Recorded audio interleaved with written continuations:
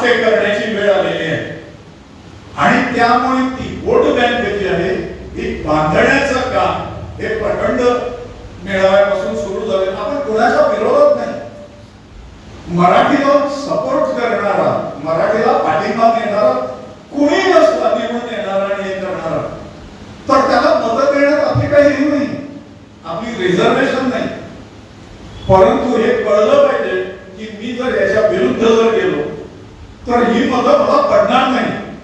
गोव्यातल्या 40ही मतदारसंघात जे मतदारसंघ अल्पसंख्याक मतदारसंघ म्हणून ओळखले गेले आहेत तिथे देखील निवडून येण्यासाठी अल्पसंख्याकांना हिंदू मतं लागतात. त्या हिंदू मतात 80% मराठी प्रेमी असतात. दुर्दैवाने ही ताकद, ही शक्ती, ही जाणीव आपल्याला गोवावर नाही, ही जाणीव आपण पुढच्या 2 वर्षात निर्माण करणार आहोत आणि त्याच्यासाठी प्रखंड रचना आहे. या प्रखंड रचनेवर आपण संतुष्ट नाही आहोत. याच्याही पुढे जाऊन ग्रामस्तरावर रचना झाली पाहिजे.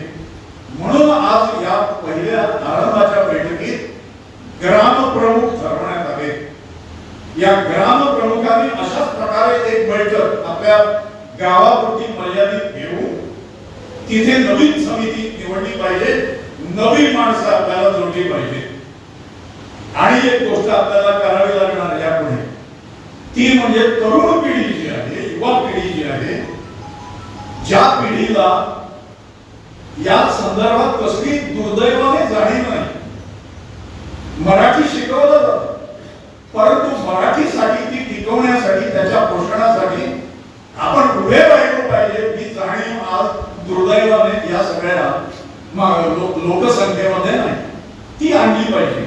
म्हणून जागरण, जनजागरण अभियान ज्या सुरू करण्यात आलं त्याचं कारण हे आहे, मातृशक्ती आहे, स्त्री शक्ती आहे, नारी शक्ती आहे, ही मोठ्या प्रमाणात या लढ्यात उतरली पाहिजे. या 2 शक्ती जर आपण एकत्र आणल्या, आपण आहोतच सगळे.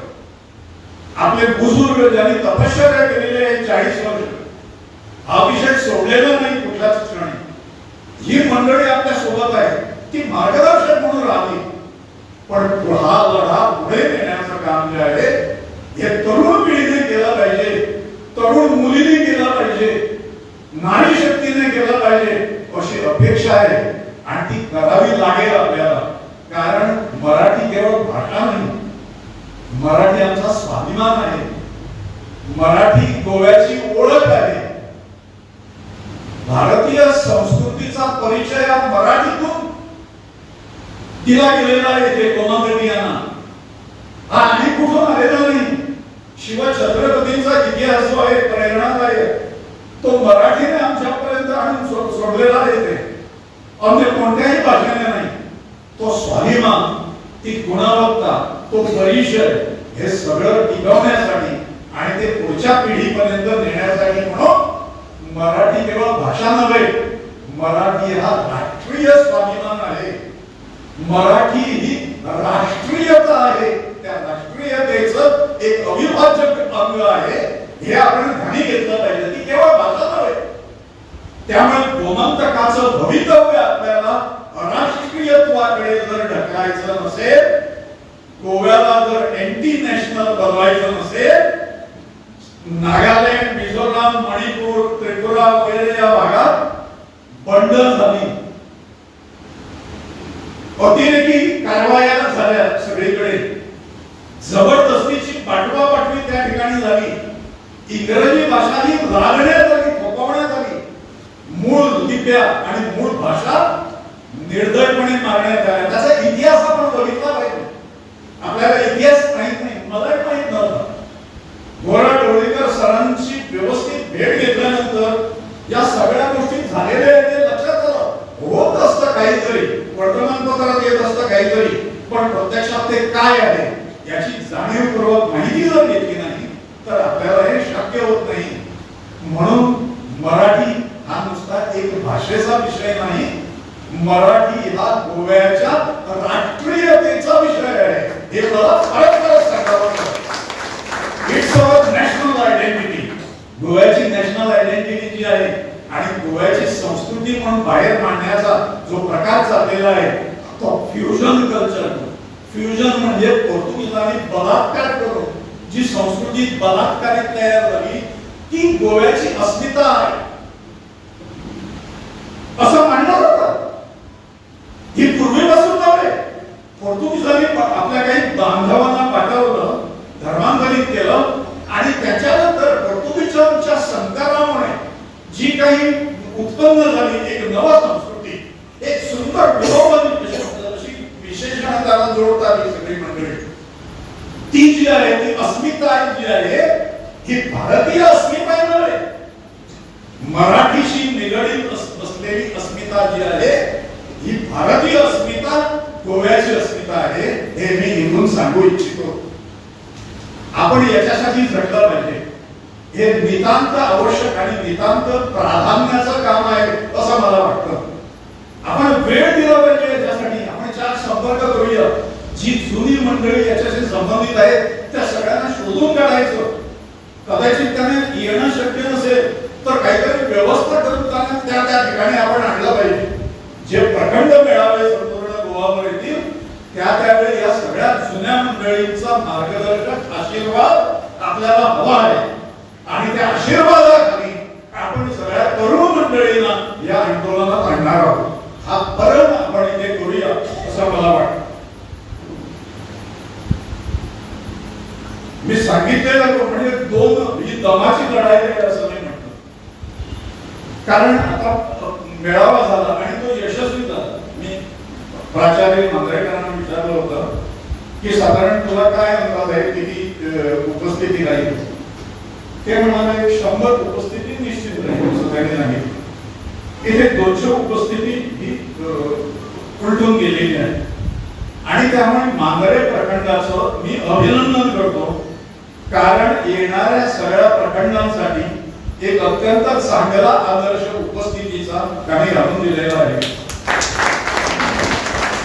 लोकशाही आकडे महत्वाचे असतात, डोकी महत्वाची असते, अक्कल महत्वाची असतो असं नाही. किती संख्या आली, किती मंडळी आली. बऱ्याचदा एक आरोप आपल्यावर होतो की मराठीचं आंदोलन हे आता ही सगळी जुनाट जाणती म्हणजे माझ्यासाठी केस पिकलेली मंडळी करणार अशा पद्धतीचा एक प्रचार केला जातो. आम्ही दाखवून देऊ. एक 2-3 महिन्याच्या आत आपण दाखवून देऊ की तरुणांची आणि मातृशक्तीची प्रचंड पाऊस या आंदोलनाच्या मागे उभी आहे. हे केलं पाहिजे. हे पुढच्या पिढीला दिलं पाहिजे.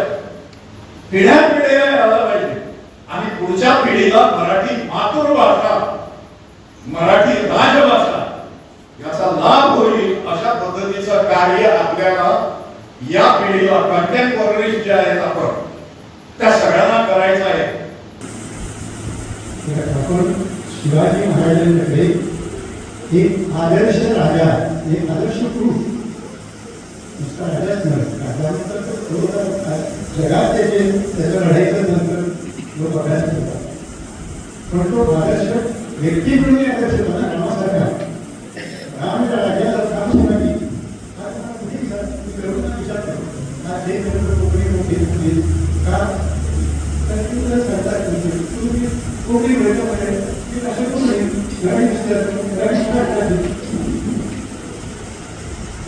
कोकणी मिळाले देतात, काही कार्यक्रम देतात, काही ज्ञान देतात, सरकारी देतात, त्याचे विशेष मार्ग करतात. त्या कोणाचे काय म्हणतात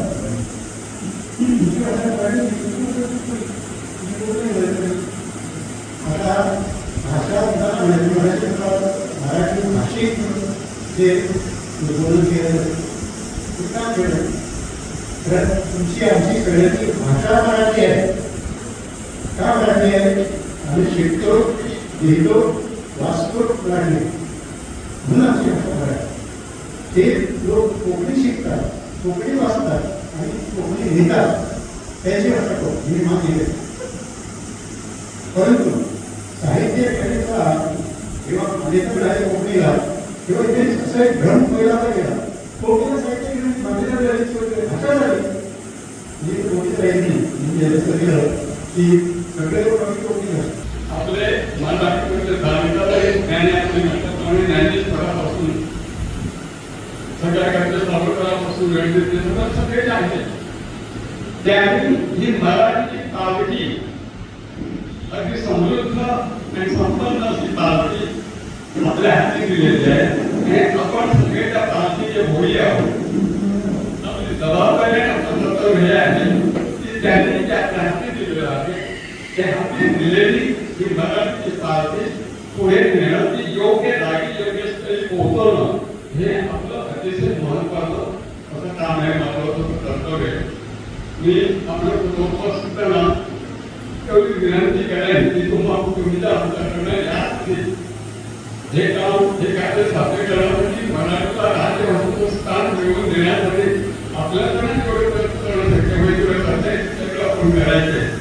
गोव्यामध्ये जसे कोकणी भाषिक आहेत त्या कोकणी भाषिकांबरोबर तेवढ्या बहुसंख्येने मराठी भाषिक आहे पण आज त्यांची प्रगती ठेवली आणि हे थांबलं पाहिजे आणि थांबवणं त्यासाठी तुमच्या आमच्या हाती मित्र मी काही वक्तारी आहे व्यासपीठावर खरे वक्त बसलेलं आहे.